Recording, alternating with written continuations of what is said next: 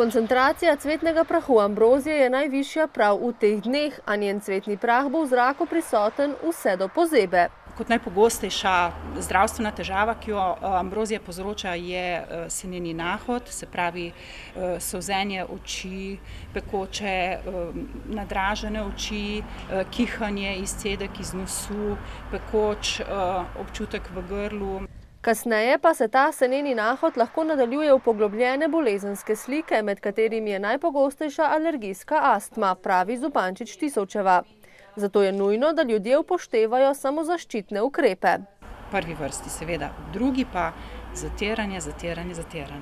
Naj se sliši tako preprosto, je odstranjevanje z puljenjem verjetno eden najbolj učinkovitih pristopov. Seveda lahko to izvajamo predvsem tam, kjer je gostota rastlin na parceli manjša.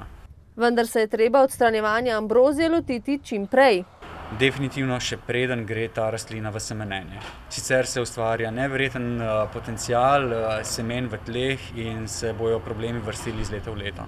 Nekateri udeleženci okrogle mize so menili, da bi se morali uničevanja ambrozije lotiti bolj odločno, tudi z družbeno koristnim delom in vsesplošno akcijo, saj je ambrozija ušla nadzoru. Kljub vsem prizadevanjem tukaj pogrešam akcijo.